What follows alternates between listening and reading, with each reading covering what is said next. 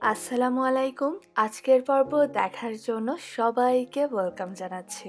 প্রচণ্ড গরমের দিনগুলোতে প্রশান্তির খোঁজ দিতে আইসক্রিমের জুড়ি নেই, কিন্তু আইসক্রিম তৈরিতে যে ক্রিমটা প্রয়োজন হয় সেটা হাতের কাছে পাওয়া যায় না বলে অনেকেই চাইলেও ঘরে আইসক্রিম তৈরি করতে পারেন না। তাই আপনাদের জন্য আমাদের আজকের আয়োজনে থাকছে ব্লেন্ডার বা ইলেকট্রিক বিটার, কোনো প্রকার ক্রিম, কনডেন্সড মিল্ক এবং ডিম ছাড়াই খুবই সহজে হাতের কাছে থাকা উপকরণ দিয়ে তৈরি মজাদার কাস্টার্ড আইসক্রিম। ক্রিম ছাড়া তৈরি হলেও আইসক্রিমটা অনেক ক্রিমি হয় আর খেতেও অসাধারণ হয়। আইসক্রিম তৈরি করাটা এতটাই সহজ যে নতুন রাঁধুনিরাও খুব সহজেই বানিয়ে নিতে পারবেন।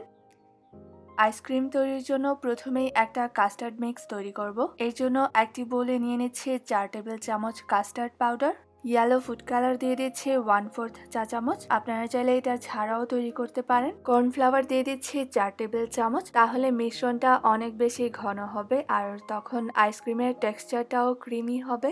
লবণ দিয়ে দিচ্ছি 1 চিমটি, তাহলে আইসক্রিমটা খেতে পানসে লাগবে না। ফুল ক্রিম মিল্ক পাউডার দিয়ে দিচ্ছি 1/2 কাপ, তাহলে আইসক্রিমটা ক্রিমি হবে, সেই সাথে অনেক বেশি মজাদার হবে। এবার একটি হুইস্ক দিয়ে ভালোভাবে মিশিয়ে নিচ্ছি। এমনভাবে মেশাতে হবে যেন কোনো লাম্পস না থাকে, সেই সাথে সবগুলো ইনগ্রিডিয়েন্টস ভালোভাবে মিশে যায়। এদিকে একটি ননস্টিক প্যানে নিয়ে নিচ্ছি 1 লিটার হোল মিল্ক। আপনাদের কাছে লিকুইড মিল্ক না থাকলে সেক্ষেত্রে আপনারা ফুল ক্রিম পাউডার মিল্ক পর্যাপ্ত পরিমাণে পানির সাথে মিশিয়ে 1 লিটার পরিমাণে বানিয়েও আইসক্রিমটা তৈরি করতে পারবেন। এবার আগে থেকে প্রিপেয়ার করে রাখা কাস্টার্ড মিক্সটা এখানে অ্যাড করব। একটি হুইস্ক দিয়ে ভালোভাবে মিশিয়ে নিচ্ছে যেন কোনো লাম্পস না থাকে। আপনারা যদি লিকুইড ফুড কালার ইউজ করতে চান তাহলে এই পর্যায়ে অ্যাড করে নিতে পারেন। সবকিছু মেশানো হয়ে গেলে এবার প্যানটাকে চুলায় বসিয়ে মিডিয়াম হিটে ততক্ষণ পর্যন্ত জাল করে নিব যতক্ষণ না পর্যন্ত মিশ্রণটা ঘন হয়ে আসে, আর অনবরত নাড়তে হবে, তা না হলে কিন্তু প্যানের নিচে লেগে যাবে। স্প্যাচুলা দিয়ে নাড়লে অনেক সময় লাম্পস হয়ে যায়, তাই পুরোটা সময় আমি হুইস্ক দিয়ে নেড়ে নেড়ে মিশ্রণটা জাল করে নিব, তাহলে লাম্পস হওয়ার ভয় থাকবে না। মিশ্রণটা যখন কিছুটা ঘন হয়ে আসবে এই পর্যায়ে দিয়ে দিচ্ছি 1 কাপ চিনি। চিনির পরিমাণটা আপনারা আপনাদের স্বাদ মতো বাড়িয়ে বা কমিয়েও দিতে পারেন, তবে আমি এখানে যতটুকু চিনি অ্যাড করেছি সেটা এই আইসক্রিমের জন্য পারফেক্ট হয়েছে। চিনি অ্যাড করার পর চুলার আঁচ একদম লো হিটে রেখে অনবরত নেড়েচেড়ে মিশ্রণটা আরো 2-3 মিনিট জাল করে নিব, তাহলে চিনি থেকে যে পানি ছাড়বে সেটাও মিশ্রণটার সাথে ভালোভাবে মিশে যাবে, এতে করে আইসক্রিমটা খেতে পানসে লাগবে না। আর চিনিটা এই পর্যায়ে অ্যাড করার কারণ হচ্ছে গরম দুধের মধ্যে অনেক সময় চিনি অ্যাড করলে ছানা হয়ে যায়, তাই এই পর্যায়ে অ্যাড করলে দুধটা ছানা হবে না। মিশ্রণটা পারফেক্ট কনসিস্টেন্সিতে চলে এলে চুলার আঁচ বন্ধ করে দিয়ে দিচ্ছি 1 টেবিল চামচ ভ্যানিলা এসেন্স। এই পর্যায়ে ভ্যানিলা এসেন্সটা অ্যাড করলে ফ্লেভারটা ভালো থাকে। আপনারা যদি ভ্যানিলা এসেন্স অ্যাড করার পর মিশ্রণটা জাল করতে থাকেন তাহলে ভ্যানিলার ফ্লেভারটা কমে যাবে। দেখুন মিশ্রণটা গরম অবস্থাতেই এরকম ক্রিমি হয়েছে, ঠান্ডা হয়ে গেলে মিশ্রণটা আরো ঘন হয়ে যাবে এবং কালারটাও আরো সুন্দর আসবে।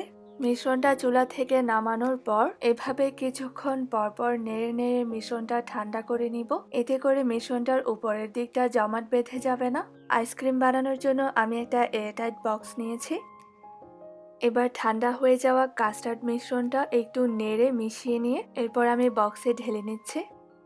মিশ্রণটা বক্সে ঢেলে নেওয়ার পর এভাবে করে বক্সটাকে কয়েকবার ট্যাপ করে নিচ্ছে, এতে করে মিশ্রণের ভেতরে যদি কোনো এয়ার বাবলস থেকে থাকে সেগুলো বেরিয়ে যাবে। এবার একটা ক্লিন ফিল্ম দিয়ে মিশ্রণটা এমনভাবে ঢেকে দিব যেন ক্লিন ফিল্মটা মিশ্রণটার উপরে লেগে থাকে, এতে করে আইসক্রিমটা ক্রিস্টালাইজড হয়ে যাবে না। এবার বক্সের ঢাকনাটা লাগিয়ে ডিপ ফ্রিজে রেখে দিচ্ছি 6 থেকে 8 ঘন্টার জন্য। আপনারা চাইলে সারা রাত রেখে দিতে পারেন। 8 ঘন্টা পর আইসক্রিমটা জমে গেছে, এবার আমি আইসক্রিমটাকে ফ্রিজ থেকে বের করে নিয়েছি। এবার আমি আইসক্রিমটা স্কুপ করে দেখাচ্ছি। দেখুন আইসক্রিমটা কতটা ক্রিমি হয়েছে। একই প্রসেসে আমি আরো কিছু আইসক্রিম স্কুপ করে নিয়েছি। রেসিপিটা আপনারা অবশ্যই ট্রাই করবেন, আর আইসক্রিমটা খেতে কেমন হলো সেটা আমাকে কমেন্ট করে জানাতে ভুলবেন না। আজকের রেসিপিটি দেখার জন্য অনেক ধন্যবাদ।